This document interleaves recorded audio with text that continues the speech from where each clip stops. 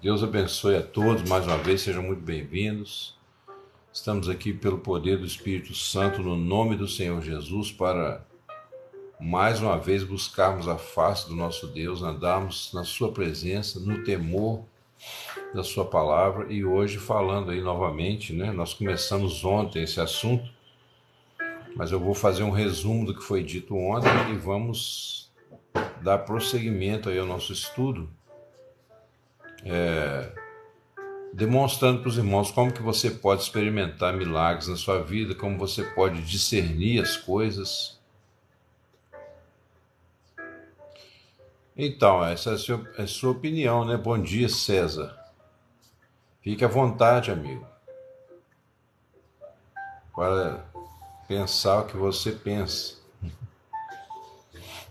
Nós somos testemunhas de milagres que o Senhor tem operado, né, na vida de muitas pessoas. E gostaríamos então que você que crê, né, você que tem interesse pelas coisas do Senhor, você fique conosco nessa manhã para junto meditarmos sobre curas, milagres, dons e talentos. Nós vamos fazer algumas distinções, né? E como você pode experimentar na sua vida e na vida de outras pessoas. Mas a gente precisa discernir a realidade do mundo espiritual para que a gente possa realmente entender como as coisas funcionam. Ontem à noite relembrei aqui com os irmãos, né, que já estão acostumados a caminhar conosco, as 3 leis que regem o universo, tá? Que é a lei do Espírito da vida em Cristo Jesus, né, que nos puxa para cima, vamos dizer assim, a grosso modo, a lei do pecado e da morte, que puxa para baixo, tá? E a lei do meio, né, que é a lei da consciência ou lei moral, a lei que rege as relações entre os homens e mulheres, obviamente, né, e que entrou em vigor a partir do pecado, tá? Essa lei, ela floresceu, não que ela não existisse, né? Ela sempre existiu, mas a partir do pecado entra em operação ao que a Bíblia chama de lei moral, né? Ou também podemos chamar de lei da consciência, a lei dos homens. Essa lei, ela não salva ninguém, essa lei por si também ela não condena ninguém, mas ela não pode salvar. Porque a ciência do bem e do mal que surgiu lá no Éden, quando o homem então toma da árvore, né, do conhecimento do bem e do mal, ou seja, o autoconhecimento, a autocura, né, César? E aí ele se acha no centro do universo, porque afinal de contas ele começa a querer solucionar todos os problemas a partir do seu próprio pensamento, da sua própria consciência. E, no entanto, se o homem simplesmente observasse como ele é pequeno em relação ao próprio universo, como ele é pequeno, né, e isolado em si mesmo, quando ele está desligado da sua fonte original, que é Deus, então ele se sente nu perante o universo, e aí ele olha para si mesmo e vê a sua finitude, né? Ele vê a morte, ele vê a doença ao seu redor, ele vê espinhos e abrolhos, ele vê violência, né?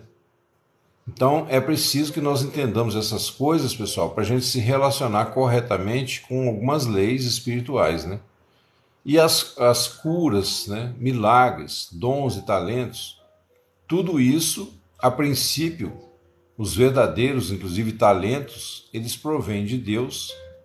E no caso do talento, nós vimos que ele tem que ser santificado, porque o talento é algo que já nasce com a pessoa tem certas facilidades, né?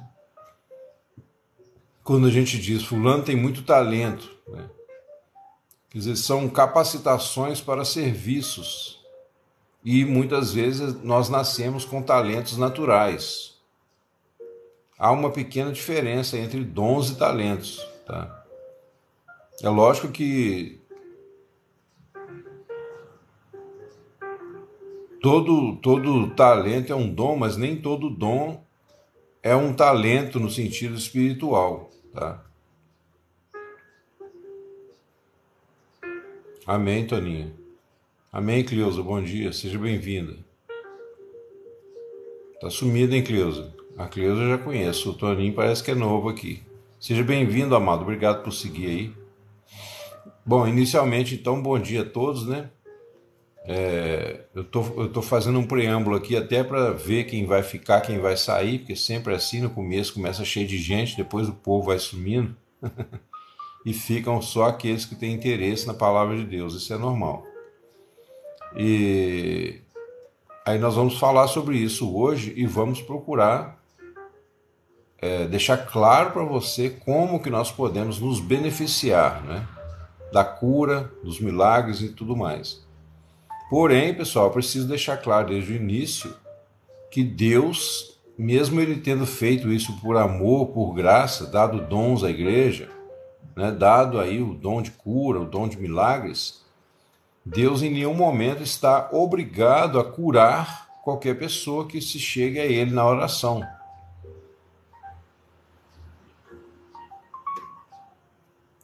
Amém, irmão Toninho. Deus te abençoe, amado. Guarde isso no seu coração, né? O Senhor não é, mesmo Ele tendo feito essa bênção para nós, Ele não é obrigado a nos curar, tá? E por que digo isso? Porque aí existem leis espirituais, existem propósitos maiores de Deus. Ah, sim, Cleus. Não, mas então, seja bem-vindo novamente. As lives têm sido uma bênção, tá? Muitos irmãos têm testemunhado aí o poder de Deus, né? Através da palavra. E a primeira coisa que nós precisamos entender, pessoal, que a verdadeira fé, o Senhor Jesus disse assim: estes sinais seguirão aos que creem. Então, a verdadeira fé é o primeiro fator importante para que aconteçam curas e milagres, porém a verdadeira fé ela só vem pela palavra, tá? É lógico, há pessoas que têm uma fé natural, que a gente chama de fé comum, né? A fé natural. Por exemplo, a pessoa vai lá e faz um voto lá com a santa lá, né? Faz um voto de, se a minha filha for curada, eu vou subir a escada da penha de joelho. E aí a filha é curada. Aí você fala, então será que a santa é verdadeira? Não. Foi uma cura natural, uma fé natural. O Senhor Jesus mesmo, muitas vezes, ele disse assim, a sua fé te curou. Porque a pessoa tem um otimismo, a pessoa tem naturalmente, né, uma capacidade para crer, uma credulidade. Essas pessoas podem depois encontrar a fé verdadeira, mas a fé verdadeira, ela é um dom de Deus, como está escrito lá em Efésios, e vem pelo ouvir da palavra, né? A fé vem pelo ouvir, e ouvir a palavra de Cristo. Porque fé não é, a fé bíblica, a fé espiritual, não é um sentimento, porque ela não tem a ver com as nossas emoções. Não tem a ver com os nossos sentimentos, porque as nossas emoções são instáveis. E os nossos sentimentos, eles precisam ser fortalecidos na prática. Tá? Sentimentos, eles já são mais algo que você pode construir, né?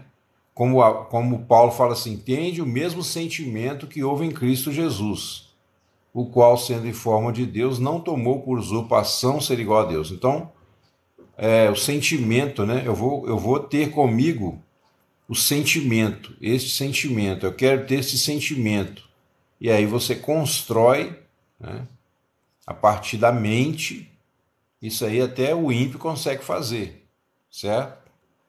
Emoções já são como nuvens, né? São pensamentos e sensações que podem oscilar. Uma hora a pessoa está muito bem, outra hora já não está.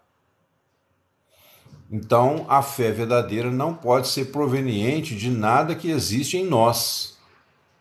Porque aí, senão, a gente está comendo a árvore do conhecimento do bem e do mal. Certo? Adão, ele vivia numa relação direta com o Senhor, isso aí eu já falei, né? Já expliquei inúmeras vezes aqui. Ele vivia numa relação direta, ele olhava para o Senhor e ali ele tipo assim, ele estava ainda encantado, vamos dizer assim, ele estava num estado de êxtase, porque tudo para ele era alegria, tudo para ele era uma ação direta de Deus na vida dele. Então ele estava pleno, ele estava totalmente inteiro, no sentido de, né, que a gente chama de integridade, é isso, você está inteiramente inteiro, completamente inteiro, sem mácula, né, sem rugas, sem dúvidas. Então no paraíso não havia desconfiança, não havia autoanálise, não havia o homem olhando para si mesmo, assim como a gente usa o exemplo do peixe. O peixe está lá na água e ele não fica olhando para si mesmo e dizendo: olha, eu sou um peixe, eu sei nadar, né? Ele não tem essa autoconsciência de si mesmo. A consciência dele é o outro, né? A consciência dele é a Deus. A partir do momento que Deus, então, coloca ali a árvore da vida, que é a lei do Espírito da vida em Cristo Jesus, hoje para nós, a árvore do conhecimento do bem e do mal, que se torna, a partir do momento que ela é experimentada, ela se torna a lei do pecado e da morte, certo? Então ali no Éden você já tinha a lei do Espírito da vida, que é representado pela árvore, você tem a lei do pecado e da morte, que é a árvore do conhecimento do bem e do mal. Porque esse conhecimento do bem e do mal, pessoal, partindo da cabeça do homem, ele não é o bem verdadeiro e nem é o mal verdadeiro, tá? O conhecimento do bem e do mal é o quê? É o homem tentando de si mesmo decidir o que é o bem e o que é o mal. Então aí eu vou voltar aqui rapidinho, tá? Os irmãos que já me conhecem, que já ouviram, tem um pouquinho de paciência. Eu uso sempre o exemplo da minha caneta aqui, ó, para dizer o seguinte: a caneta foi criada com um propósito, tá? Ela foi feita para o bem, né? Ela tem um final útil, uma finalidade útil. Então, quando eu uso a caneta dentro do seu objetivo, ela é um bem, certo? A caneta é uma coisa boa. Então, ela é o bem, né, acima de tudo, dentro da sua função. Mas se eu usar a caneta para matar alguém com a caneta, né, furar o pescoço de alguém, então essa caneta se torna, não ela má, mas o uso mal que eu fiz dela. Então o homem, na sua noção do bem e do mal, ele vai decidir o que ele faz com a caneta. E se ele for um assassino, se ele for um psicopata, ele vai usar a caneta para matar alguém. Mas a caneta continua sendo, na questão espiritual, ela continua sendo o bem de Deus. Outro exemplo que nós usamos, né, de uma coisa natural, para as pessoas não falarem: ah, mas a caneta foi o homem que criou a caneta, não sei o quê. Então, para que a gente entenda na parte aí, vamos dizer, da própria natureza, né, como Deus a criou, então você tem, por exemplo, um rio. Você chega num lugar, vamos supor aí perto da sua cidade, você estava passando um dia e você viu um lugar muito bonito. É um lugar público, não é uma propriedade de ninguém, por exemplo, ou mesmo que seja, né? Você viu aquele lugar ali. Se for uma propriedade, você pede permissão do dono, você conhece aquele rio, e ele fala: não, você pode vir aí quando quiser, pode trazer a família e tal, um lugar bonito.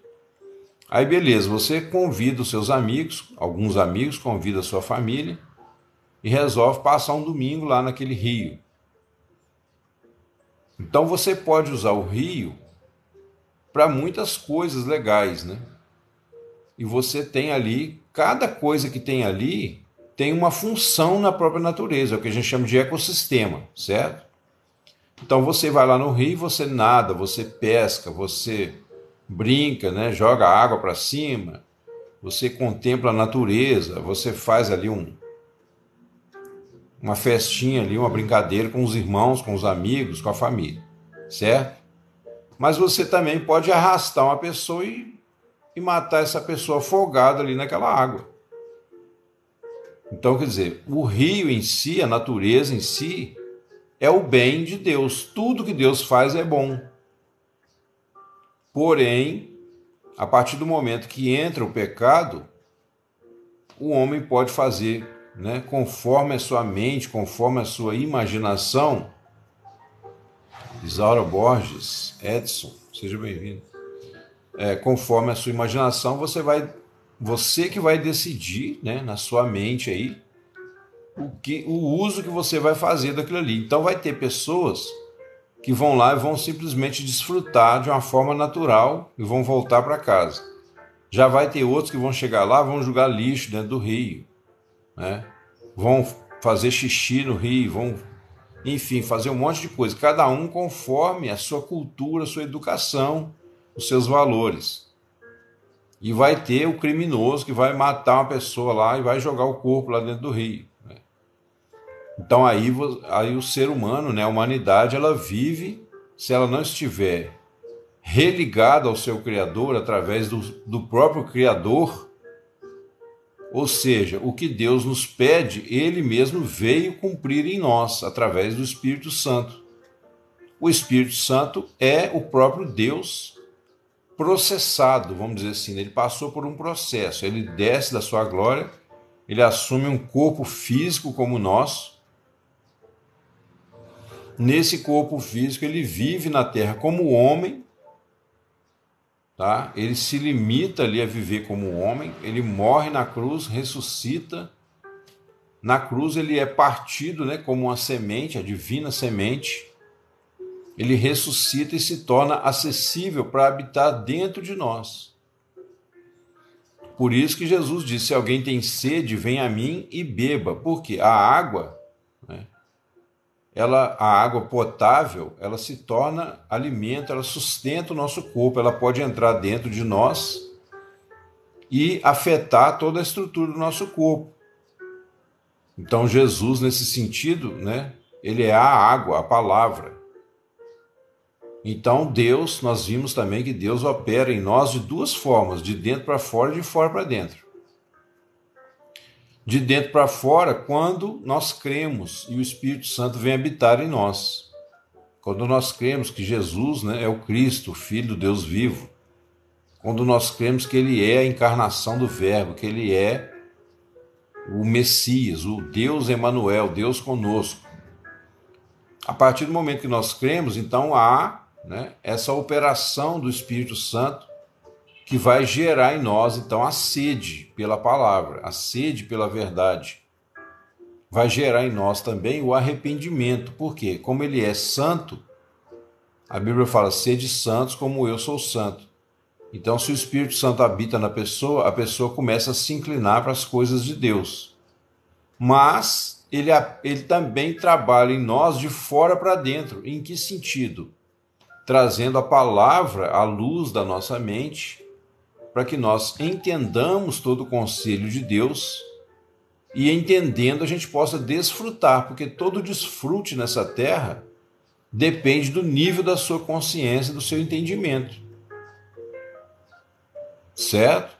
Uma pessoa, por exemplo, que tem um vocabulário rico, uma pessoa instruída, culta, ela tem mais capacidade de apreciar um bom livro do que uma pessoa semi-analfabeta, né? Então, uma pessoa que tem muito conhecimento, tem muita leitura, conhece o significado das palavras, tem uma boa leitura, né? Entende os tempos verbais, essa pessoa ela tem muito mais capacidade de apreciar um bom livro, mesmo que não seja um livro cristão, mas ela consegue apreciar melhor. Por quê? Porque ela vai ler e vai entender tudo. Já outra pessoa que não é alfabetizado ou lê muito mal, essa pessoa não vai desfrutar bem. Ô Jaime, seja bem-vindo, bom dia, mano. Bom dia a todos os irmãos aí que estão entrando, sejam bem-vindos, Deus abençoe, tá? Obrigado pelas curtidas aí, pessoal. Os irmãos já sabem, né, os que me acompanham, as curtidas é para divulgar a palavra de Deus, então os irmãos puderem ajudar. Pessoal, hoje eu não vou poder ficar até tarde, tá? Eu tenho um compromisso. Hoje, realmente, eu tenho que encerrar aqui, no máximo até umas 8h20, tá? Não vou poder ficar muito mais do que isso, não. Até umas 8h20, estourando 8h30, eu tenho que já ter saído já.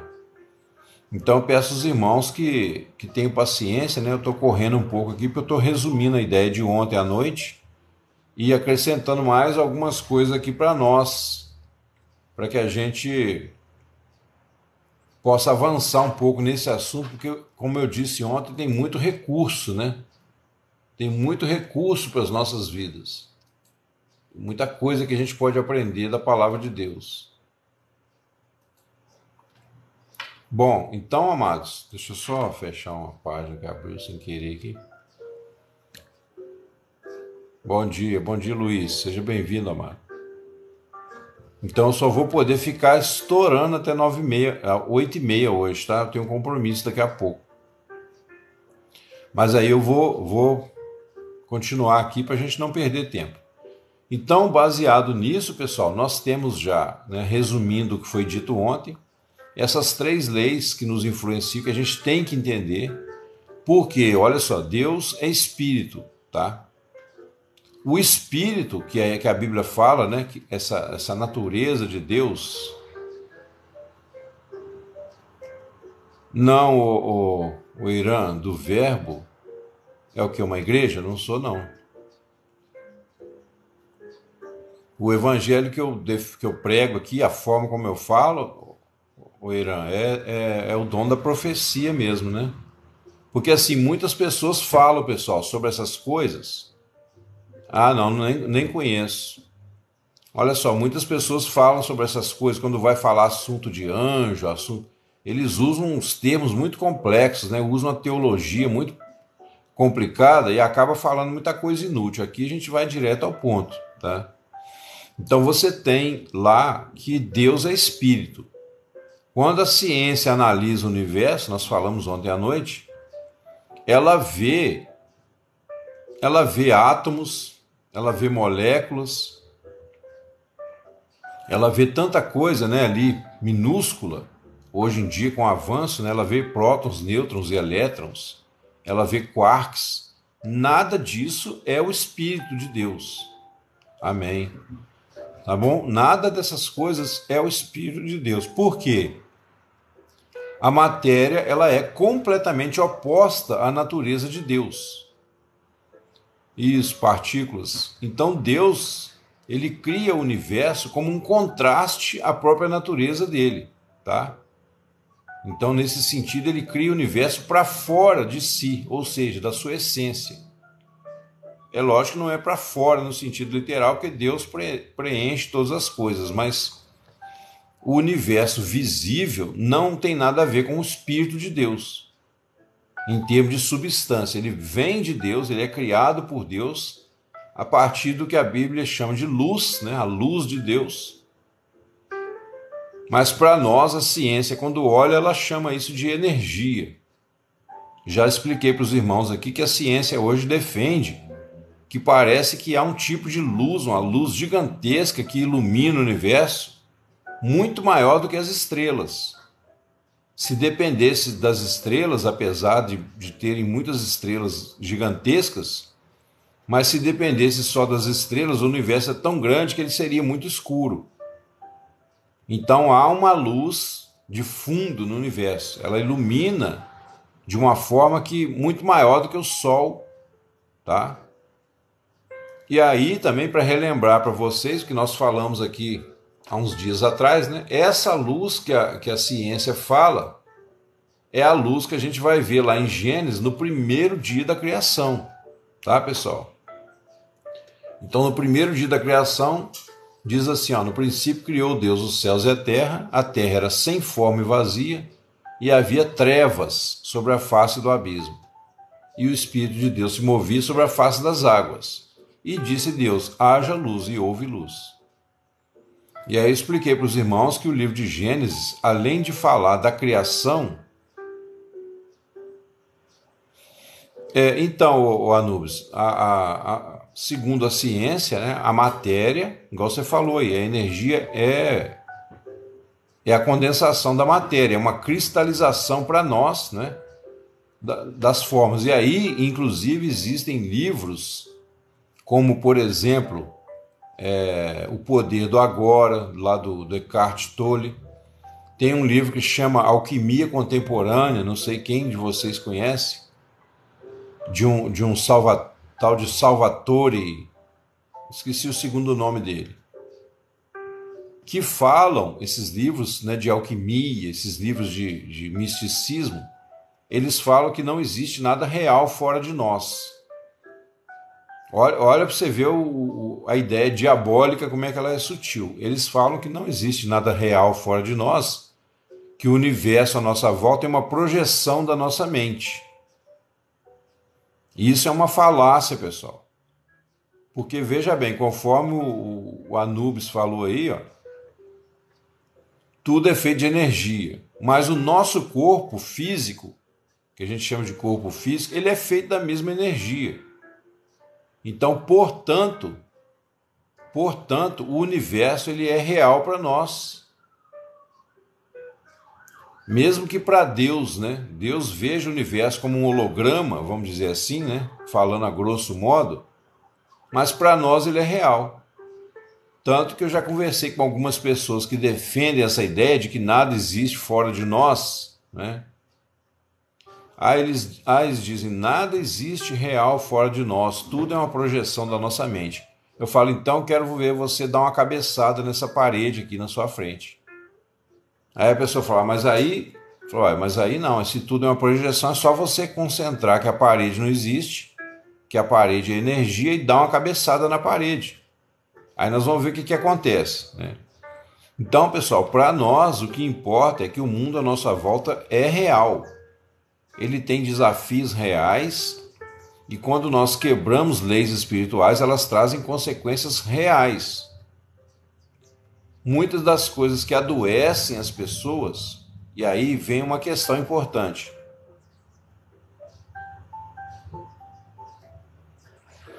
Não, Ivani, essas coisas assim, esses misticismos de cor, isso aí não tem valor nenhum espiritual, tá?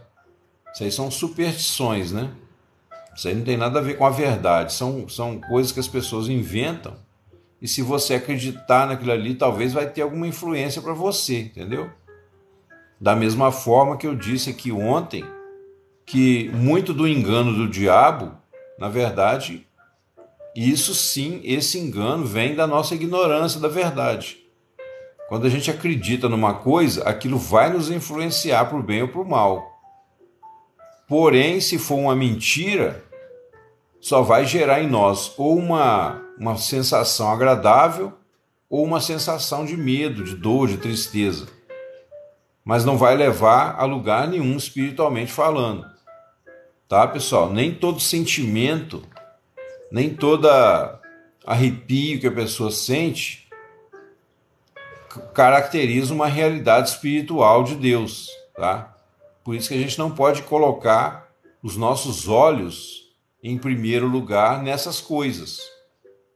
Até mesmo os dons, né? A Bíblia diz assim, estes sinais seguirão os que creem. Se você puser o milagre como foco da sua vida... Bom dia, Gabriel, seja bem-vindo. Até agora eu estou só resumindo aqui o que a gente falou ontem, tá? Para a gente poder prosseguir. Então, se você puser o milagre como foco da sua vida, ou seja, se você colocar os milagres na hierarquia errada, você corre um sério risco de ser enganado, de ser enganada por espíritos enganadores, ok?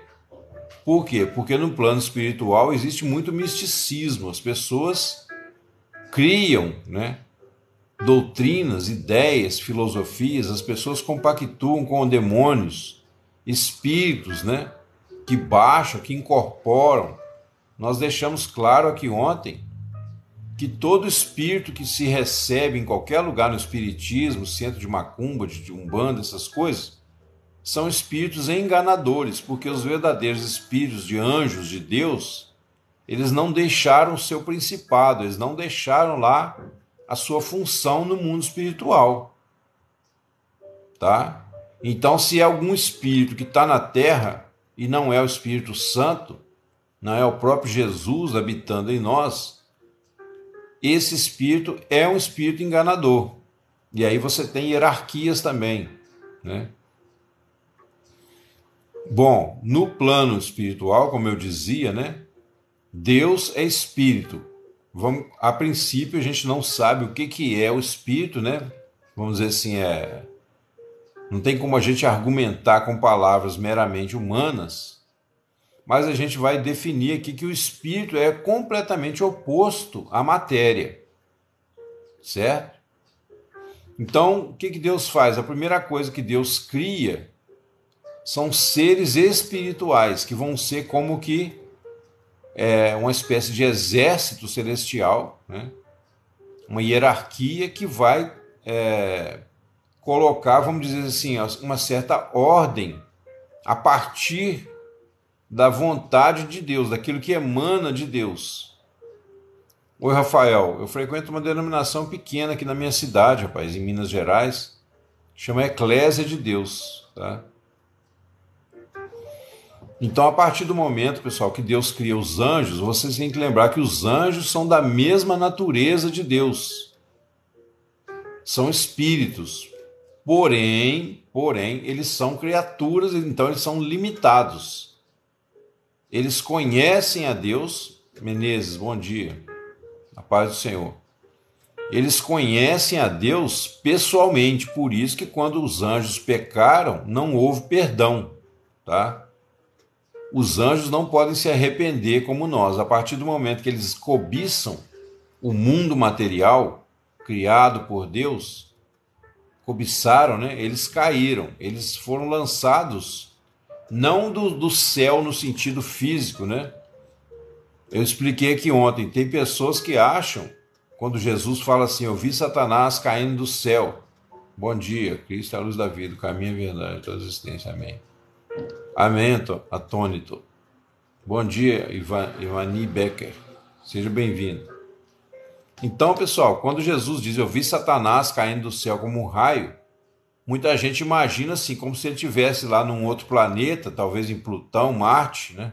Júpiter, Saturno, e ele caísse com a cara no chão, quebrasse as duas asas, né? E ficasse aqui vagueando pela Terra.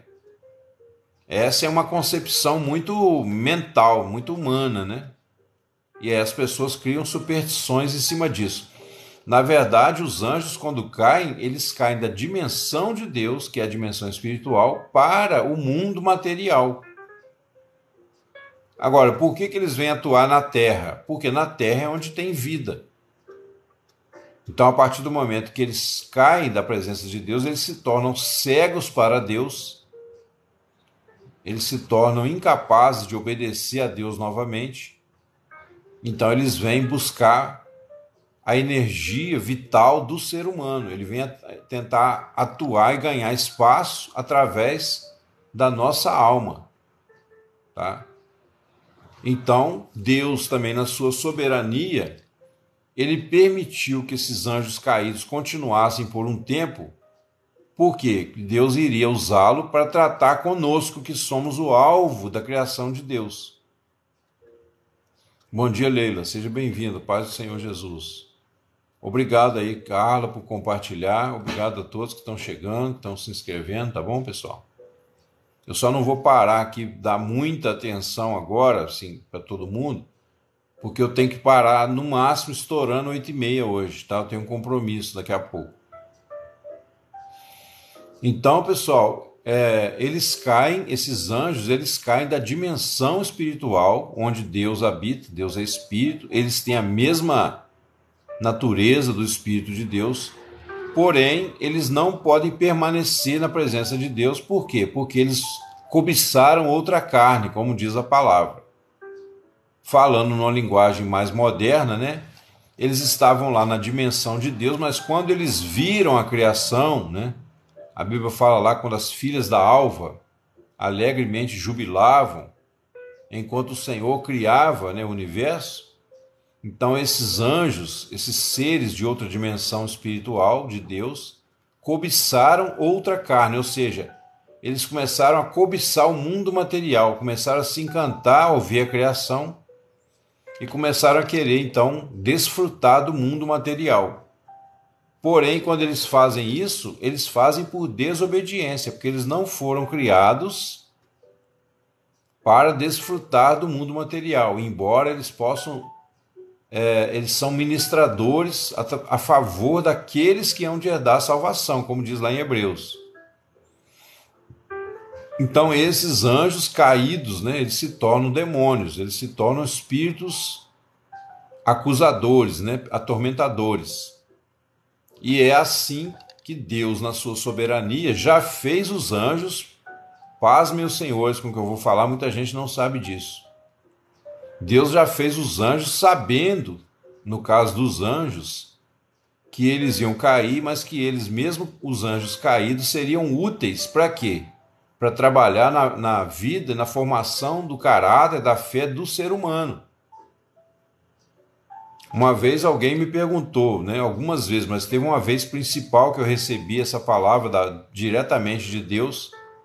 Eu estava numa casa, fui evangelizar uma senhora que estava doente, e o marido dela tentou me resistir no portão, falando, aqui nós não temos religião. E eu falei para ele, não, mas eu não vim falar de religião, eu vim falar de Jesus.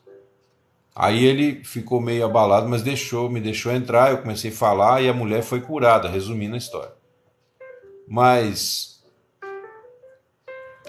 esse homem perguntou para mim, durante o tempo que eu conversava com ela, ele ficava lá, né, tentando me fazer umas perguntas embaraçosas. E uma hora ele perguntou, por que Deus criou o diabo? Se Deus é bom, o diabo é mau, por que Deus criou o diabo? E na hora, pessoal, saiu da minha boca. Eu falei, Deus criou o diabo para você ter opção. Você não quer servir a Deus, sirva o diabo, né? E aí aquele homem foi emudecido ali, não conseguiu falar mais nada naquele momento. Então, resumindo, é isso, irmãos. Deus criou o diabo para quê? Para a pessoa ter opção. Mas falando numa linguagem mais avançada, mais inteligente, para a gente entender melhor, eu quero que você entenda o seguinte. Como eu disse, o homem, né, o nosso corpo, nós temos a dualidade dentro de nós. O nosso corpo, ele é da matéria, ele é do pó, ele é do mundo criado. E o nosso espírito aqui dentro, né, aquilo que nos anima, ele vem diretamente de Deus. Então o nosso espírito, ele é da mesma natureza de Deus, da mesma natureza dos anjos, em essência, embora nós somos outro tipo de criação, mas ele também está ligado ao corpo físico. Então nós temos essa dualidade. Oi, Shirley, bom dia. Até aqui eu estou resumindo, tá, Shirley? Algumas coisas que nós já falamos para a gente avançar um pouco. Hoje, pela graça de Deus, tem muitas pessoas novas aí, eu espero que estejam gostando, que sejam edificados em nome de Jesus. E eu estou falando rápido assim, porque eu tenho compromisso depois, 8h30. Então, esses anjos, né, eles são espíritos assim como nós, só que eles são da dimensão de Deus. Então, eles caem, quando eles saem da dimensão, né, desobedecem, eles cobiçam, sim. Não, mas você não perdeu assim nada que você já não saiba, né, que você já não tenha ouvido a gente falar. Então eles se tornam acusadores, né, demônios e tal. E nós somos a única criatura inteligente no universo que temos essa polarização dentro de nós. Então nós temos um espírito que veio diretamente de Deus. Então o nosso espírito ele é da mesma essência de Deus, da mesma essência dos anjos. Porém, nós, diferente dos anjos, nós temos um corpo de carne, um corpo que é formado desse mundo material, da mesma energia que compõe todas as coisas. Portanto, pessoal, mesmo que a ciência diga que o mundo é energia, o nosso corpo é feito da mesma energia do mundo material. Então, para nós, o universo é real. As coisas são reais, não caia nessa de achar, amém, não caia nessa de achar, pessoal, que o mundo espiritual, o mundo à nossa volta é uma projeção da nossa mente, como algumas filosofias alquimistas, esse pessoal aí místico, né, fala. Porque se você der uma cabeçada na parede, você vai se machucar. Então não é energia, assim, não é uma projeção, né? É energia, mas não é uma projeção da nossa mente. Ele existe objetivamente fora de nós. Então, como nós somos criaturas, e Deus fez isso com propósitos maravilhosos, muitas coisas que nós ainda vamos entender aqui, porque não vai dar tempo de falar tudo. Mas o que eu posso e preciso adiantar nesse momento é que essa dualidade que existe em nós é para quê? Para aperfeiçoar o nosso ser, que é a nossa alma. E aí entra o que? A nossa alma. A nossa alma é o quê? É a consciência que nós temos a partir do momento que o espírito ele é soprado dentro do corpo de carne. Então a Bíblia diz lá, ó, fez o Senhor o homem do pó da terra, soprou em suas narinas o fôlego de vida e o homem se tornou uma alma vivente. Então nós somos uma alma vivente. Certo? Bom, essa alma vivente é o que realmente é nosso, tá? O espírito, a Bíblia diz que ele é de Deus, ele volta para Deus. O corpo, por causa do pecado, ele morre, né? E volta ao pó. Deus diz para Adão: porquanto és pó, ao pó tornarás. O corpo foi condenado à morte por causa do pecado.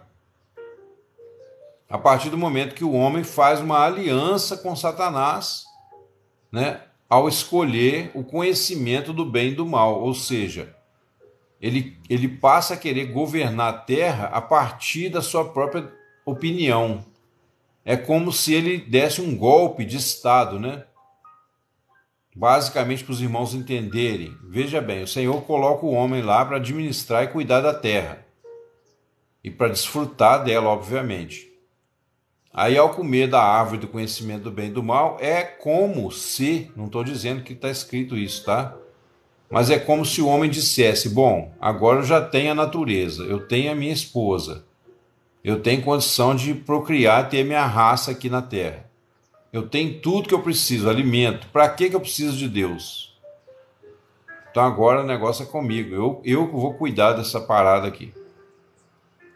Entendeu? A árvore do conhecimento do bem e do mal implica um pensamento semelhante a isso. Embora você não vai achar isso escrito lá na Bíblia, tá?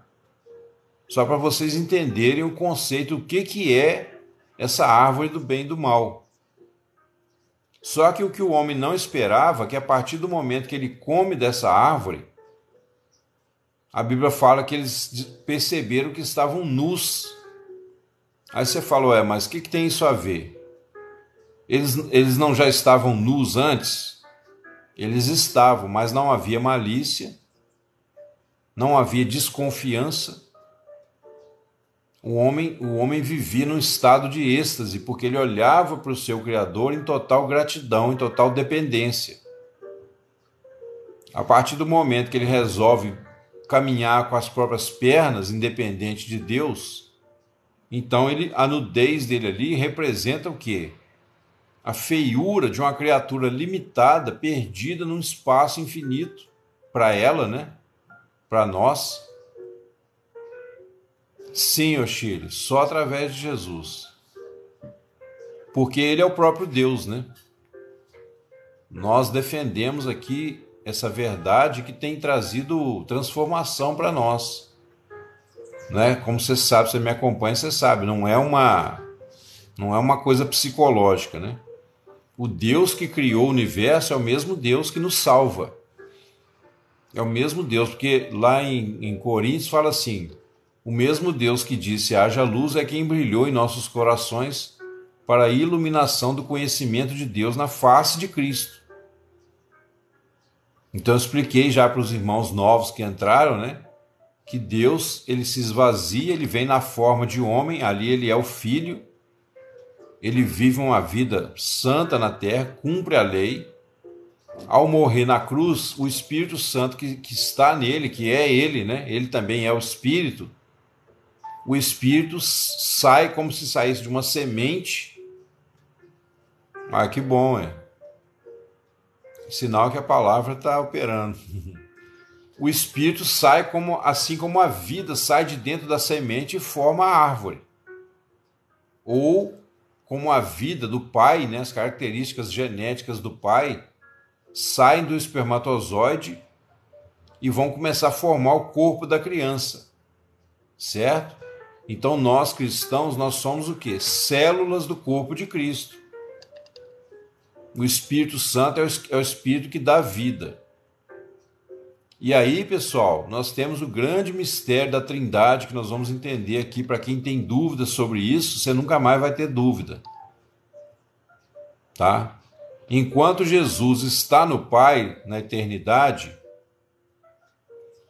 ele é um só Deus, não existem dois deuses. Jesus não é um semideus.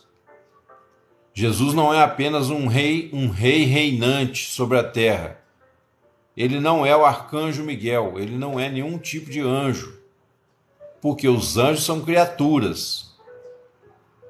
Ele é o Criador, ele é o Deus Todo-Poderoso.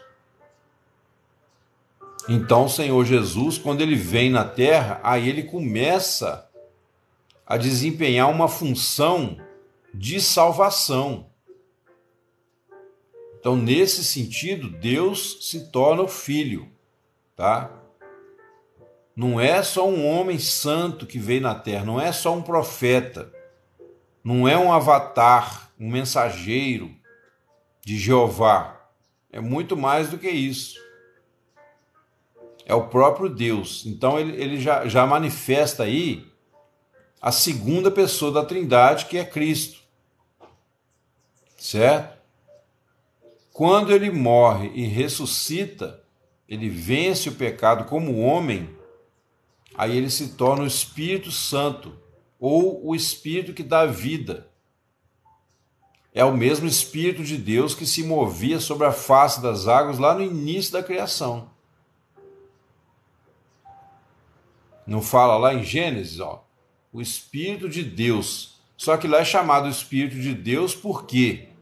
Porque o pecado não tinha entrado no mundo ainda. A partir do momento que entra o pecado, o Espírito Santo se afasta, aí ele se torna o Espírito Santo. Por quê? A santidade dele foi destacada em relação ao pecado, certo? Em contraste com o pecado. Exatamente. Ele é a semente, né, Shirley? O que ele deixa é a vida que sai da semente. A vida nos transforma na mesma natureza dele. Assim como a vida que sai da semente, ela busca lá o humus da terra, né? A parte fértil da terra, daí a palavra fé. A semente puxa, né? Ela atrai a parte fértil da terra, e essa parte fértil passa por uma transformação. Ela não passa por uma reforma, ela não passa por uma religião, ela passa por uma transformação e ela se torna uma planta nova. Certo?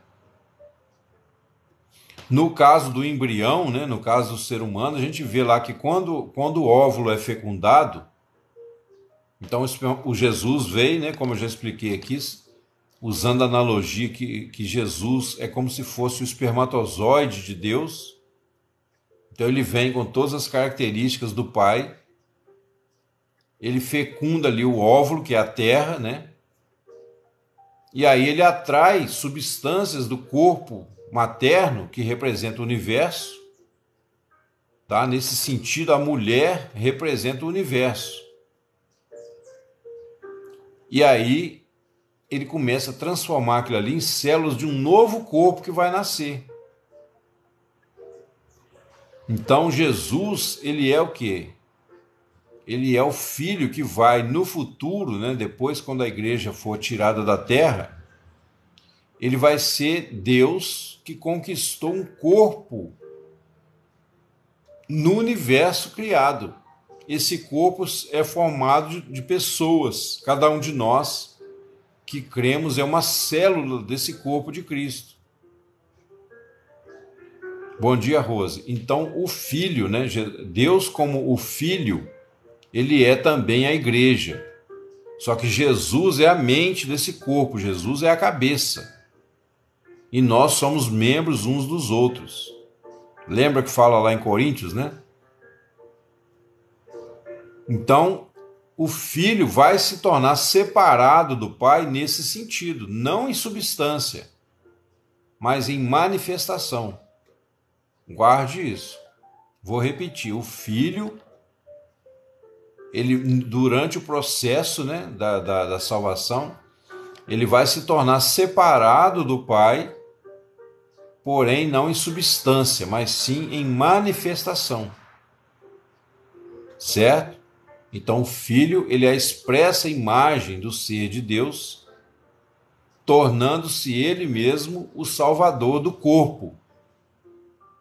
A Bíblia tem a promessa também de que nós que cremos, nós que temos o Espírito Santo habitando em nós hoje aqui na terra, nós temos o Espírito Santo como penhor da nossa herança. O Espírito Santo em nós é ele que nos cobre a nossa nudez. É ele que traz de volta a presença de Deus, o sentido e propósito da vida. Ninguém menor do que o próprio Deus teria poder de fazer isso, pessoal. Então as pessoas que dão qualquer outro atributo para Jesus, mas que ele não seja o próprio Deus, essas pessoas estão se prejudicando no seu entendimento. E elas correm um grande risco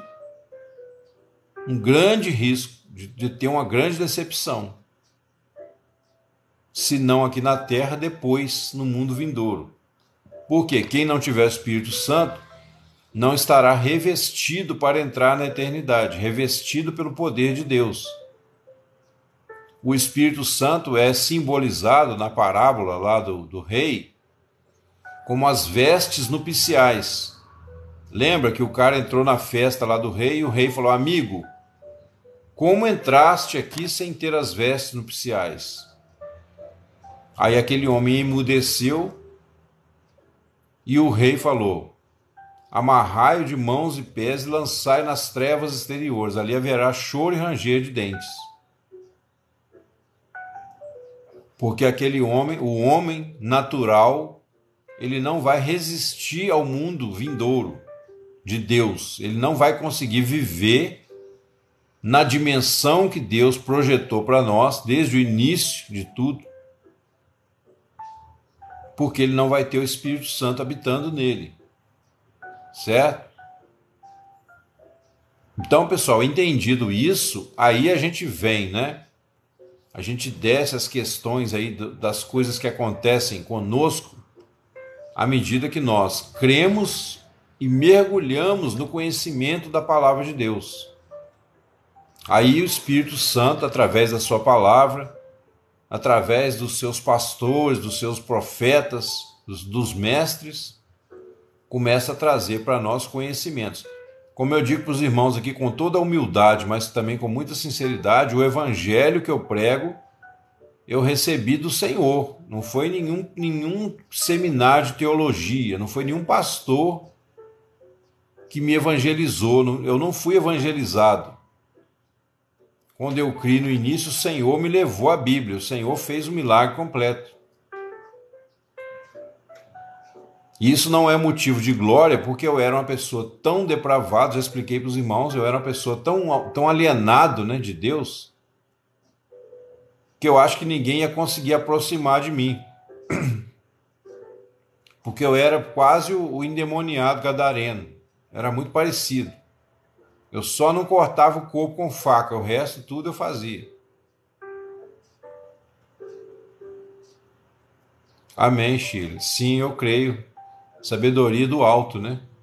E eu já contei, alguns irmãos aqui conhecem meu testemunho, né? Já contei como foi minha conversão. Hoje eu não vou contar de novo aqui, uma hora eu conto novamente, se tiver novas pessoas junto com a gente, né?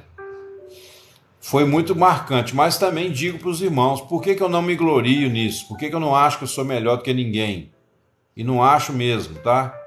Porque Deus, ele honra aquele que tinha mais falta da honra, para que não haja divisão no corpo. Então o que Deus fez comigo não é porque eu fosse melhor do que nenhum de vocês. Antes, pelo contrário, porque eu era pior. Tem pessoas que não vão precisar de passar por uma experiência muito forte, porque essas pessoas, elas já têm uma vida mais tranquila. Mas no meu caso, como eu estava muito afundado em misticismos, falsos ensinamentos satânicos, né? Eu envolvi muito com o misticismo na época, alquimia, essas coisas todas. e carreguei essas doutrinas do demônio por muito tempo, mesmo depois de convertido. Foi uma luta para me livrar disso. Hoje eu vejo que o Senhor tem um ministério para mim, né? Como os irmãos podem ver aqui. Eu consigo refutar as heresias destruidoras de todas as religiões que se apresentam para mim.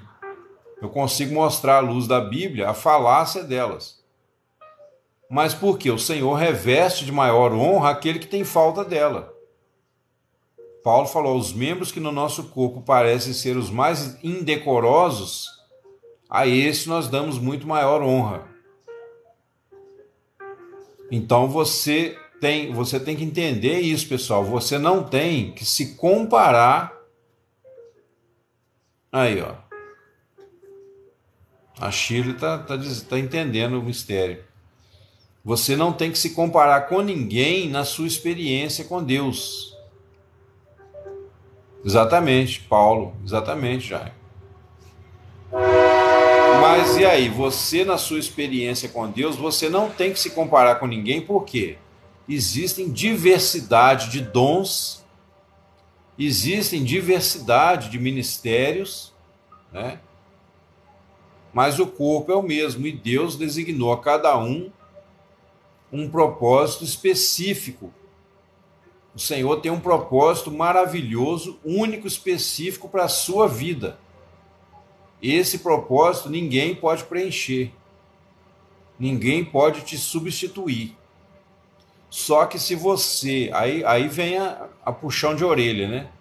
Se você não se entregar ao Senhor, se você não estiver disposto a mergulhar em Deus, você vai passar a vida toda e não vai cumprir o seu propósito. E não vai encontrar, não vai saborear, não vai desfrutar. Então, pessoal, para você ter uma personalidade única... Oi, Nádia, bom dia. Seja bem-vinda mais uma vez. Para você ter uma personalidade única em Deus, você tem que realizar o seu propósito, tá? O propósito do Senhor... Bom dia, pastor Ivone, seja bem-vindo. O propósito do Senhor para a sua vida é único. Não existe outra pessoa. Agora, eu quero que vocês entendam aqui um ponto muito importante, pessoal. A gente não fala que ninguém é insubstituível. Oi, Isabel, seja bem-vindo, querido. Deus abençoe. Bom dia. A gente não fala aqui que ninguém é insubstituível, porque, olha só, existem propósitos de Deus, dois tipos de propósito, dois níveis, tá? Não é só quando sofremos, né, Shirley? O sofrimento, na verdade, é mais para fortalecer o nosso caráter, né? Para provar a nossa fé. Mas mostrar o propósito é o conhecimento da palavra, da verdade. Entendeu? Deus não mostra o propósito através do sofrimento. Através do sofrimento, Ele nos corrige. Ele nos chama para mais perto dEle. Entendeu? Mas olha só, pessoal, o propósito de Deus ele opera em dois níveis. Um é o propósito eterno, tá? O plano eterno que vai se cumprir, certo? O outro é o propósito específico para a sua vida. Ou seja, Deus tem uma história para escrever na sua vida que só vai acontecer com você, porque Deus não repete figurinha. Assim como cada um de nós tem a sua impressão digital, cada um de nós, Deus tem um plano, tá? Algo que Ele planejou antes da fundação do mundo realizar na sua vida. Os irmãos que já me acompanham sabem, né, aquilo que eu explico lá em Colossenses 3, quando Paulo fala assim, ó, morrestes e a vossa vida está escondida com Cristo em Deus. Então a verdadeira vida que Deus tem para Shirley, para Nádia, né, que são as duas últimas pessoas que apareceu aqui, por isso que eu estou usando como exemplo, essa verdadeira vida está com Cristo em Deus, ela está esperando você fazer o download, vamos dizer assim. Então, só que para você fazer o download, você tem que mudar o sistema operacional. Sim, Chico, claro. Não reclamar já é um grande passo, porque você aceita tudo que vem de Deus, né? Mas aí para você fazer o download, ou seja, para a vida de Cristo se manifestar em você, você tem que mudar o sistema, ou seja, você tem que jogar essa mente fora. Deus não prova ninguém, nem é provado. Não, provar, prova, né, Bruno? A Bíblia diz que Deus a ninguém tenta. E nem ele é tentado, mas provar, ele prova, tá? Talvez você errou a palavra aí. Um abraço. Opa! Eduardo, do Tietê, São Paulo, seja bem-vindo. Mateus, obrigado por seguir aí. Então, pessoal, esse propósito maior de Deus, nesse propósito maior de Deus, você é substituível, sim. Por quê?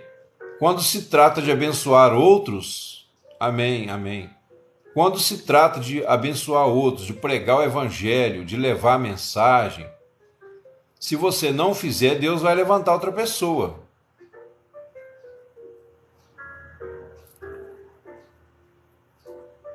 Ninguém prova ninguém com coisas ruins, ou seja, ele nem põe coisas ruins na nossa vida. Não, ele nem precisa, né, Bruna? As coisas ruins vêm do próprio pecado nosso e da humanidade em geral. Deus não precisa botar coisa ruim na nossa vida. Agora, se a gente não buscá-lo, as coisas ruins vão continuar perturbando, né? Por isso que a gente precisa da santificação. Porque sem a santificação ninguém verá o Senhor. Entendeu? Mas olha, atente porque eu estou falando aqui, amados, que eu não vou poder passar de 8h30 de jeito nenhum. Eu tenho que definir esse ponto aqui. Então, no propósito maior de Deus, ou seja, na realização da obra como um todo, se você não cumprir o seu chamado, Deus vai enviar outro para fazer. Certo? Mas, no propósito que Deus tem para a sua vida, assim, aquilo que Deus planejou para você, só você pode experimentar daquele jeito. Aí você é único nesse sentido. Você é única, você mulher é única.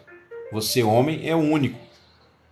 Porque Deus tem um plano, né? Como as pessoas... Isso aí já virou um jargão gospel, mas as pessoas muitas vezes não entendem do jeito certo. Realmente Deus te ama e tem um plano para a sua vida, um plano maravilhoso.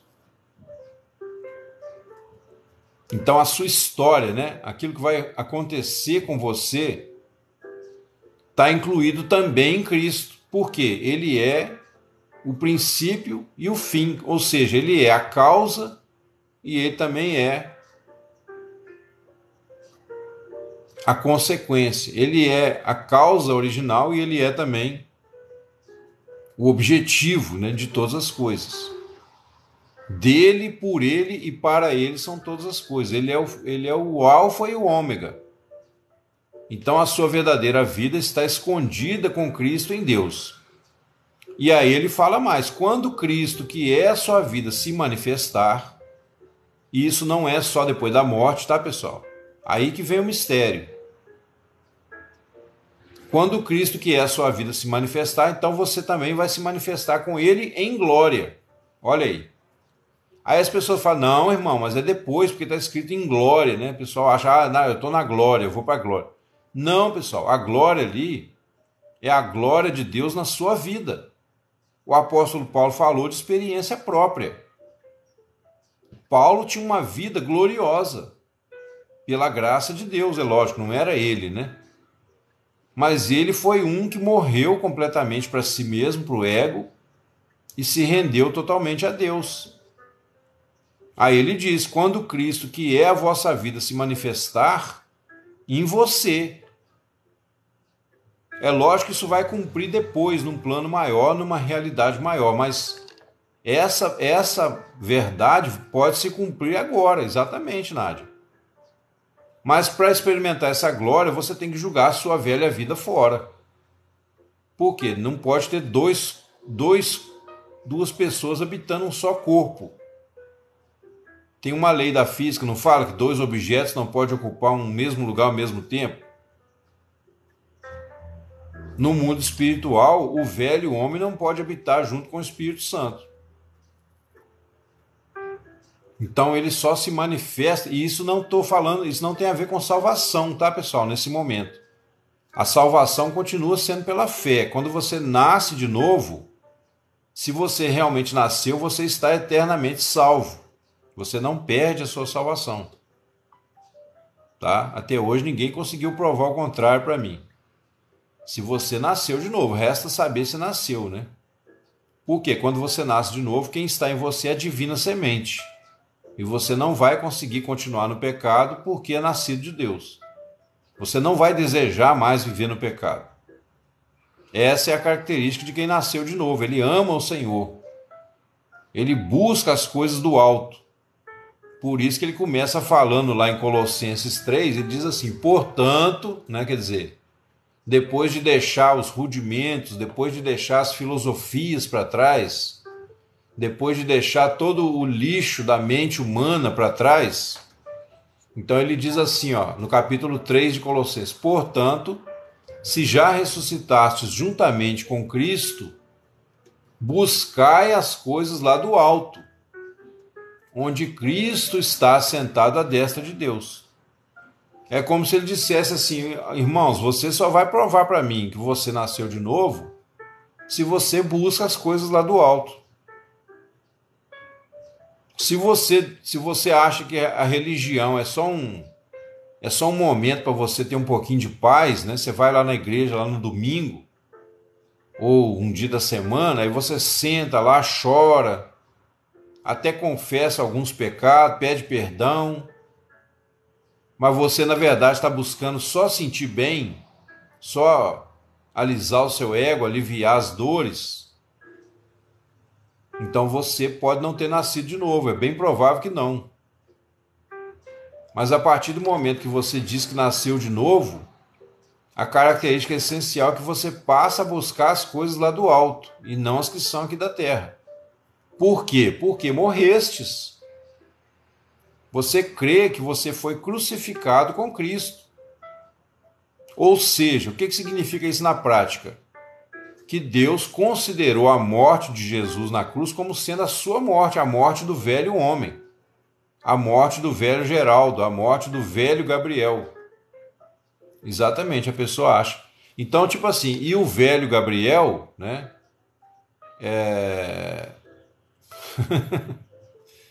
A morte do velho Wagner, da velha Nádia, né?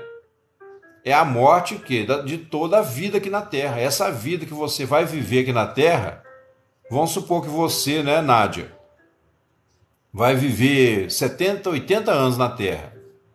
Vou te dar mais 10, 80 anos. Então, essa Nádia que vai viver até 80 anos, essa Nádia que nasceu de Adão, né, que veio de Adão, aos olhos de Deus ela já morreu. Por isso que o perdão é completo, pessoal. Olha o mistério aqui, ó, Deus está falando.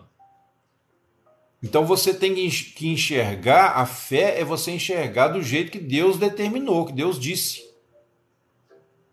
Fé é você enxergar conforme o que Deus realiza e faz e diz. Você tem que sair daquilo que você acha, das suas opiniões e pensar com a mente de Deus. Paulo falou, nós temos a mente de Cristo. Você tem que pensar com a mente de Deus, com a mente de Cristo. Rogo-vos pela compaixão de Deus, que apresenteis os vossos corpos em sacrifício vivo, santo e agradável a Deus, que é o vosso culto racional. E não vos conformeis com este século, mas transformai-vos pela renovação do vosso entendimento. Eu falei transformai-vos, né? Um R meio coisa, porque a minha boca está seca. Transformai-vos pela renovação do vosso entendimento, para que experimenteis qual seja a boa, perfeita e agradável vontade de Deus. Então, quando você começa a jogar fora a mente velha e fazer o download da mente de Cristo, você vai entender que no plano de Deus, toda a sua vida, lá usei o exemplo aí da Nádia, né? Esses 80 anos que ela vai viver aqui na Terra, já foi crucificado com Cristo. Então a Nádia, que nasceu dos pais dela, que nasceu de Adão, já não existe mais. O que existe agora é a Nádia que Deus quer realizar. O Wagner, que vai viver 102 anos, já foi... Aí, ó, o cara é machista, né? Dá mais coisa para os homens. Mas é brincadeira. O Wagner, que vai viver 102 anos, todos os pecados que ele vai cometer até no último dia dele, lá velhinho, né? Já foi crucificado com Cristo. Eu gosto de citar nomes para a gente interagir, né? Já foi crucificado com Cristo. Já era. Entendeu? Então, se você continuar o velho Wagner, você vai ser condenado. Por quê?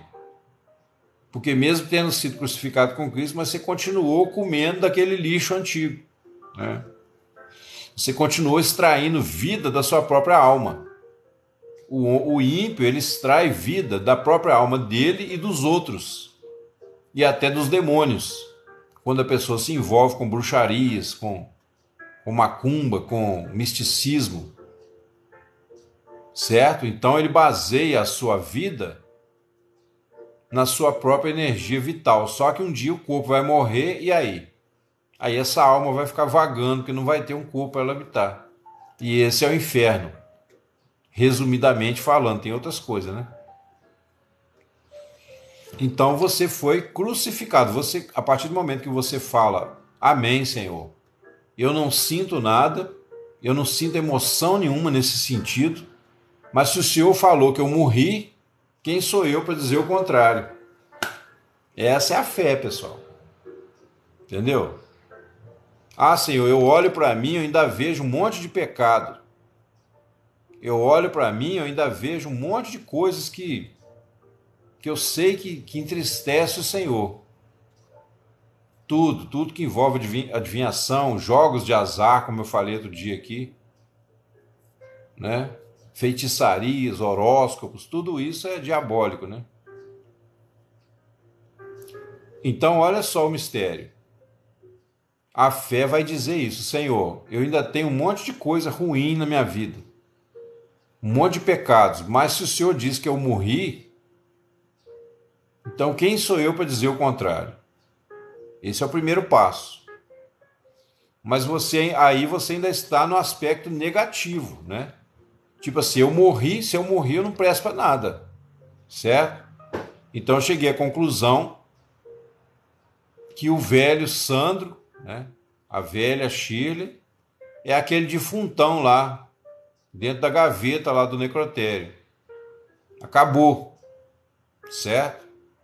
Aí Paulo fala assim, então, à vista disso, se você já morreu com Cristo, qual é a característica? Você vai buscar as coisas lá do alto, onde Cristo está.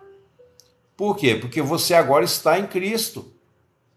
Então você está assentado com Ele nas regiões celestiais. Não é o que diz lá em Efésios? Efésios 1:3, se não me falha a memória. Que o Senhor nos assentou com Ele nas regiões celestiais em Cristo Jesus. Certo? Então nós não estamos mais na carne, porque os que estão na carne não podem agradar a Deus. Então, aí ele diz, pensai, ó. Primeiro ele fala buscai, certo? Por que você tem que buscar? Por que você tem que buscar as coisas lá do alto? Porque depois você tem que pensar também nas coisas do alto. Mas você só vai pensar nas coisas do alto se você buscar primeiro o conhecimento. Não tem, pessoal, como pensar nas coisas do alto com a mente carnal. Não tem como. E aí vem a questão da oração, né? Você pode orar até morrer. Se você não orar conforme a palavra, a sua oração não vale nada. Você está jogando conversa fora. Você tem que orar, para você ser ouvido pelo Senhor, você tem que orar de acordo com a palavra. Se você orar, né, com as suas palavras, do seu jeito, exatamente. Se você orar, né, Deus, misericórdia de mim, me ajuda, né, tudo bem, tem hora que você tem que pedir misericórdia, né? Mas a pessoa que fica só na misericórdia, só pedindo perdão o tempo todo, só chorando, pedindo, me dá isso, me dá aquilo. O que a Bíblia diz lá em Provérbios? Fitando tu os olhos nas riquezas, essas criarão para si asas e voarão para longe. E isso aplica também para os dons e sinais.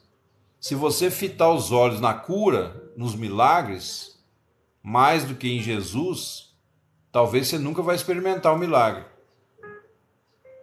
Mas se você olhar fixamente para Jesus, aí os sinais seguirão os que creem. E eu sou testemunha viva disso. Já contei para os irmãos aqui vários milagres que Deus fez e faz na minha vida. E são milagres que não tem como contestar, entendeu? Eu já tive um aluno aqui que tinha AIDS. Ele trouxe para mim o atestado médico.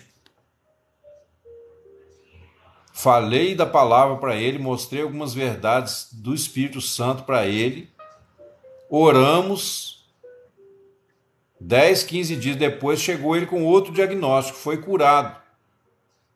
Foi curado. Bom dia, Maria Rita. Seja bem-vinda. Mulher de Deus. Porque só uma mulher de Deus reconhece um homem de Deus. Foi curado. É glória para mim? Não. É a glória de Cristo. Por isso que ele fala, quando Cristo, que é a vossa vida, se manifestar, então vós também vos manifestareis com ele em glória. A glória é dele. É aquela história que eu conto do jumentinho, né? Os irmãos que estão me acompanhando já sabem. O jumentinho chegou para a mãe dele e falou, mãe, hoje eu entrei lá na cidade, todo mundo me aplaudiu, todo mundo estendeu ramos para mim, palmas, flores.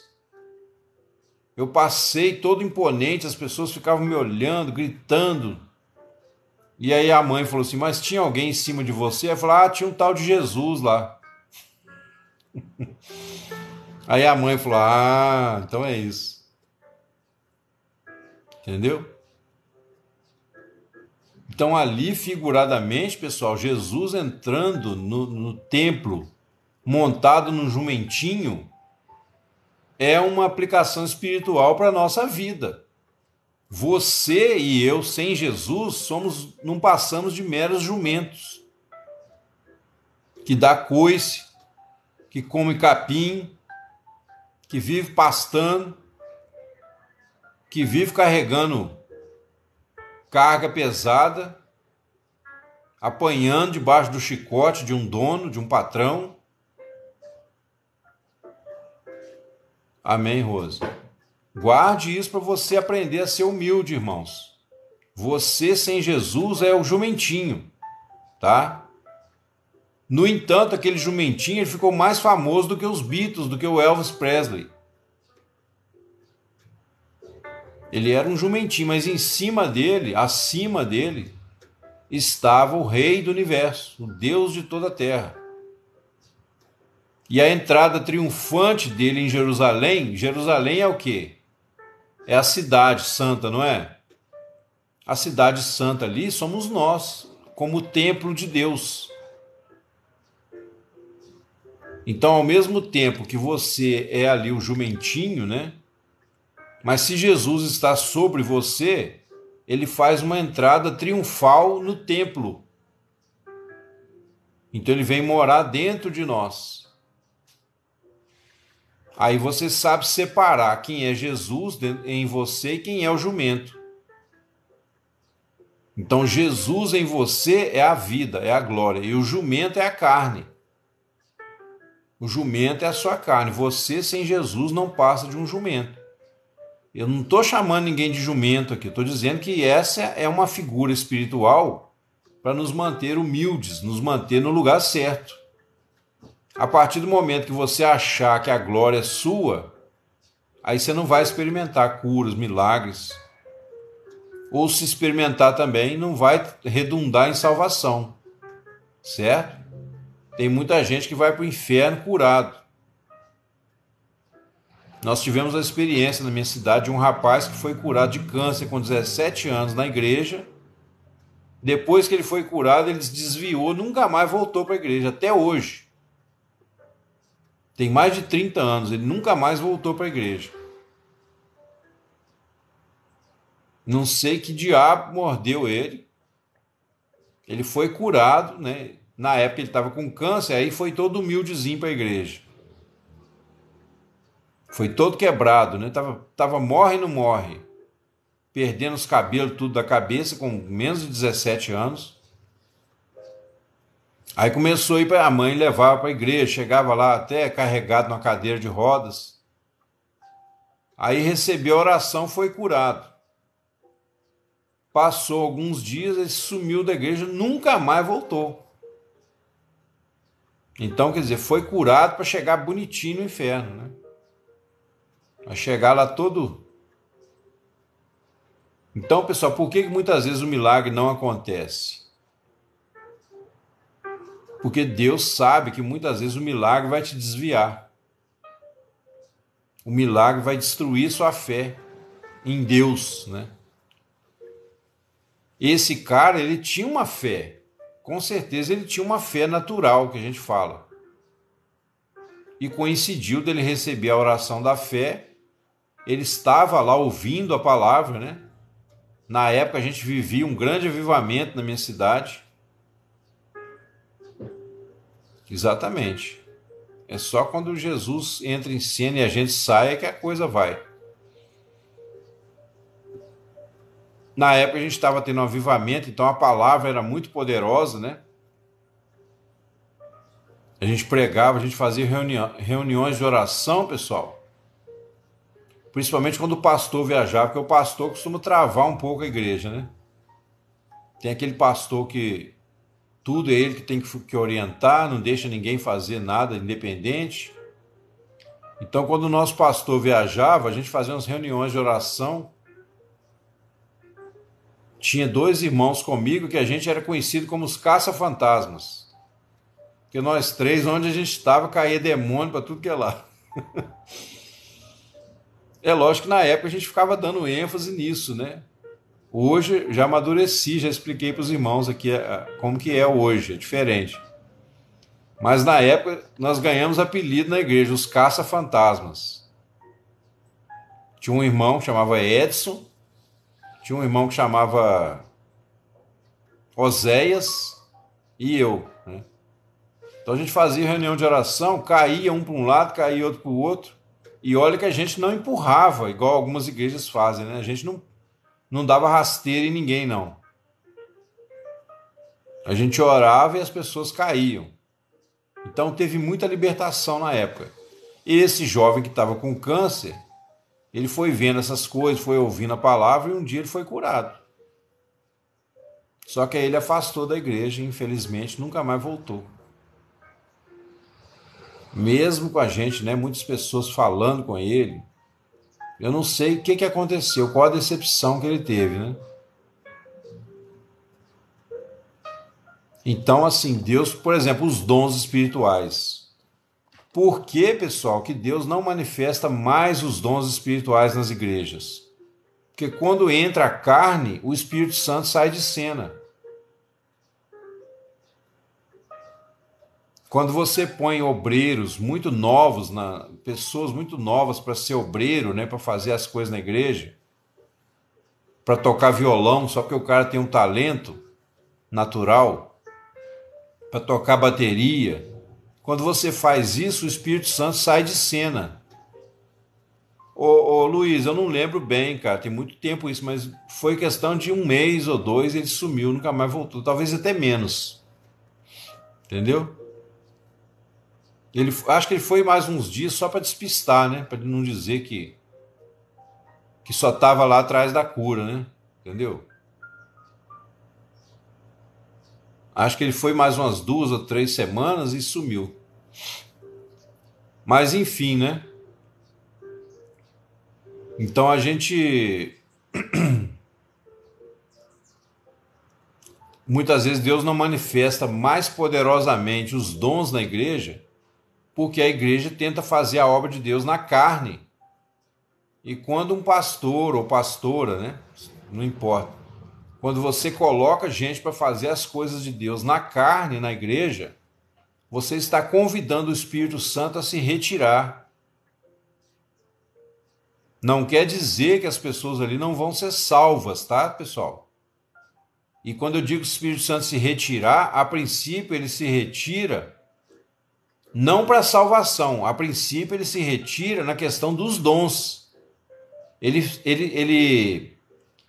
fica entristecido. Por isso que Paulo fala, não entristeçais o Espírito de Deus, no qual fostes selados para a redenção. Enquanto houver uma alma salva ali dentro, enquanto houver alguém pregando a verdade, ele pode atuar sim para a salvação, porque esse é o propósito maior dele, mas ele não é obrigado a manifestar os dons na igreja. Porque as pessoas vão usar os dons para aparecer, para fazer show dentro da igreja. Aí o Espírito Santo sai de cena e deixa aquela palhaçada lá. Aí fica só a casca, fica só a aparência, mas não há um fluir do Espírito Santo. Por quê? Porque tem o Zezinho da bateria, que é o showman da igreja. Tem o irmãozinho do teclado, que é o conquistador da igreja. Ele dá em cima de todas as irmãzinhas da igreja. Tem o violonista, o guitarrista da igreja, que é o playboy, bonitão, né? Então, enquanto estiver acontecendo essas coisas, o Espírito Santo simplesmente se cala. Aí não acontece quase cura nenhuma, não acontece muito menos dons, né? A cura muitas vezes acontece porque Deus tem misericórdia da nossa dor, né? Mas o Espírito Santo ele sai de cena. Ou usa. É triste, mas é um fato que a gente tem que falar, né? O Espírito Santo não atua, pessoal, não atua onde a carne reina. Porque ele é santo, ele é puro. Ele é vivo, ele é um Deus vivo, ele é inteligente, ele não é uma coisa. Ele não está... As pessoas precisam... Por que eu falo aqui, irmãos, que o Espírito Santo não é uma coisa, não é uma energia? Porque ele não está sujeito à manipulação dos homens. Ninguém manipula o Espírito Santo. Ninguém... Esse pessoal que fala assim, irmãos, o Espírito Santo está aqui e nessa noite... Ó, esquece. O Espírito Santo não é objeto de uso de ninguém. Água e óleo não se misturam. Óleo, né? Você escreveu olho, acho que é o seu corretor aí. Mas eu entendi. Água e óleo não se misturam. O Espírito Santo não se mistura com as obras da carne. Então você, se tem algum pastor aqui, se tem alguma pastora, né? De vez em quando tem os irmãos que entram aqui. Eles sabem disso. Infelizmente, muitos não praticam, né? Porque, tipo assim, você está lá na igreja, aí chegou uma pessoa que toca, eu passei por isso, eu sou músico, passei por isso, eu estou te falando de carteirinha. Você chega na igreja todo quebrado, todo cheio de pecado, aí a igreja, em vez de tratar com a pessoa primeiro, já coloca o cara para tocar. O cara pode estar até bem intencionado, mas ele corre um risco muito grande de cair nas tentações do diabo. Cair na condenação do diabo. Por quê? Ele não está preparado, ele não está vivendo pelo Espírito. Tudo que não procede de fé é pecado. A Bíblia não fala tudo que não procede de talento, não. A Bíblia fala tudo que não procede de fé é pecado. Então, se o talento não passar pela cruz, seja ele qual for, né? Tem aquela pessoa que canta bem, divinamente bem. Tem aquela pessoa que tem uma oratória natural, ela consegue articular bem as palavras, as ideias. Eu sempre tive essa facilidade de falar, expressar minhas ideias desde novo.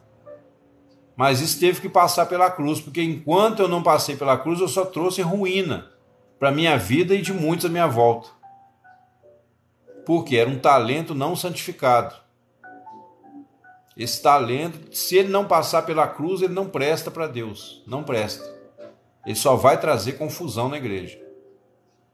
Agora, é uma grande tentação para os pastores, eu sei, né? Os pastores não querem perder a pessoa. Eles partem de um pensamento errado, pessoal. Tipo assim, o cara chegou na igreja, ele tem um grande talento musical. A igreja está lá só nas palmas, né? Ou então tem só o irmãozinho da sanfona lá, que já está de idade, quebrando o galho, né? Isso, Nádia. Aí a igreja é tentada, ai meu Deus, 8h30. A igreja é tentada a colocar aquele cara para tocar, porque se a gente não der uma oportunidade para ele, ele vai sair e vai embora. E aí qual é a desculpa que eles usam? Geralmente é o MR, Mister, Rei. Qual é a desculpa psicológica que eu falo aqui de autossabotagem, né? Qual é a autossabotagem dos pastores nesse momento? Eles pensam assim, pelo menos se ele continuar na igreja, né? Ele tem a chance de ser salvo, porque ele vai ouvindo a palavra. Só que isso é um engano, pessoal. Isso é um engano, tá? Se tem algum pastor ou pastora aqui me ouvindo que pensa assim, se você quer o bem da sua igreja, mude o seu pensamento. Entendeu?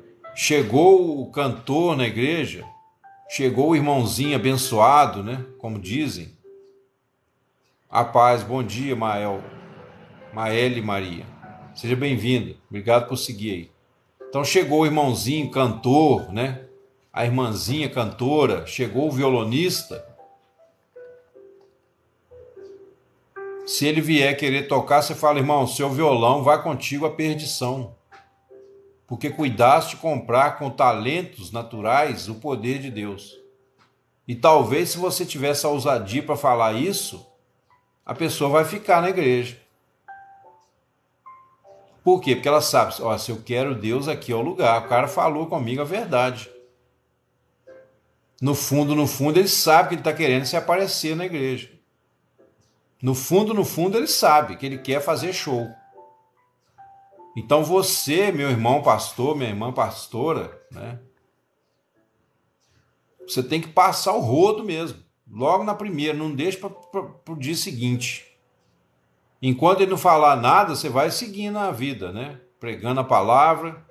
Aí chegou o pastor, eu queria uma oportunidade para tocar no louvor. Eu falei, irmão, mas você veio de onde? Você veio de rodear a terra e passear por ela? Ou você veio de alguma igreja? Né? Porque tem essas duas fontes, né? Aí a pessoa, não, pastor, eu sou crente há 2, 3 anos, eu sou da igreja tal. Eu falei, por que você saiu de lá? Porque... Aí você já aperta o cara. Eu falei, não, irmão, então é o seguinte, eu vou te dar uma oportunidade, tá? Se você quiser me contar o que aconteceu para você sair de lá. Isso mesmo, Nádia. Eu vou te dar uma oportunidade. Se você quiser me contar por que você saiu de lá, nós vamos analisar o seu caso. Segundo lugar, se você não quiser contar, você quer ficar aqui, você vai ficar aqui, mas o seu violão, a sua linda voz vai ter que aguardar. Tá certo? Aqui nós não compramos a salvação com talentos. E a Bíblia diz que aquele que é neófito, se ele for colocado, ele vai acabar se estrumicando, se arrebentando. Então, meu irmão, guarde o seu violão, tá? Pastor, mas eu estou vendo que a igreja está necessitada. Não, a igreja não está necessitada, não. A igreja de Cristo é gloriosa, sem mácula nem ruga. A igreja não está necessitada de nada. Se nós temos que bater palma aqui, é isso que Deus vai usar para nos santificar. E acabou, irmãos, acabou, não tem negociação, entendeu? Pois é, então. Mas por que isso acontece, Luiz? Eles querem fazer a obra de Deus na carne.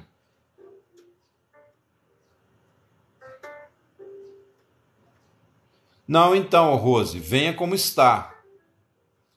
Qualquer pessoa pode chegar na igreja e tem que ser recebida com amor. O cara, vamos supor, o cara é adúltero, mentiroso, ladrão, ele tem que ser recebido. Se ele vier, ele tem que ser recebido, mas ele não pode ocupar ministério na igreja, é diferente, é. A igreja não tem que dar cargo para segurar a pessoa na igreja, não. Acredito, Jonas, claro. A gente só está aqui trabalhando, né, para lapidar e muitas vezes por que o Espírito Santo não se manifesta nas igrejas. Porque para a gente entrar no assunto, pessoal, de cura e milagre, e ficar falando só disso, milagres e curas, não resolve o problema de ninguém. A gente tem que entender o que está em volta. A gente tem que entender o propósito dos milagres. Nós temos que entender que os milagres eles acompanham a pregação, tá? Exatamente, venha como está, mas não permaneça. E eu estava falando aqui, ô Jonathan, parece que você entrou agora, né? Que se a pessoa tem um talento e ela chega na igreja e logo colocam ela para fazer, a igreja está entristecendo o Espírito Santo, porque a obra de Deus não é feita na carne. Então chegou o irmãozinho da bateria, chegou o irmãozinho do violão, falando: não, irmão, até a gente ver fruto de Deus na sua vida, você guarda o seu violão na capa. Ah, pastor, mas se fizer isso, ele vai embora e vai desviar. Então que vá logo, vai agora, não precisa nem esperar o próximo culto. Entendeu? Se o irmão veio para a igreja por causa de show, para fazer show, eu acho que é por isso, irmãos, assim, se Deus um dia me chamar para ser pastor, né, vai ser muito forte, porque talvez eu não seja pastor até hoje, porque eu tenho medo da minha coragem. Eu tenho medo da minha coragem, entendeu? Se eu fosse o pastor, capaz da igreja ficar vazia, ficar só eu e minha família lá. Então, como eu ainda não encontrei essa disposição, né, talvez o Senhor nem falou comigo que eu tenho que ser um pastor, entendeu? Porque para eu ser um pastor também, ficar lá dentro da igreja pregando para 2, 3 pessoas, não vai pagar nenhum aluguel, né? Que as pessoas não querem ouvir a verdade. Já falei para os irmãos aqui, quando expliquei sobre dízimo, que quem sustenta a igreja é a oferta dos irmãos, né? A oferta voluntária, a oferta que é dada com o coração, porque se você pensa que o pastor está roubando o seu dinheiro, guarde o seu dinheiro e vai investir em outra coisa. Vocês nunca vão me ver pedindo dinheiro aqui. A não ser, vamos supor que uma hora, né, eu cair numa situação que eu não tiver nem o que comer dentro de casa e Deus falar assim, ó, pede ajuda dos irmãos lá. Talvez eu peça, mas nunca vou explorar ninguém. Porque eu sei que Deus está vendo, eu sei que o Espírito Santo ele não é uma energia, ele é uma pessoa. É lógico que eu também erro, eu entristeço ele às vezes com algumas coisas, né? Todos nós erramos. Mas naquilo que eu já alcancei, nisso eu prossigo, eu não vou voltar atrás.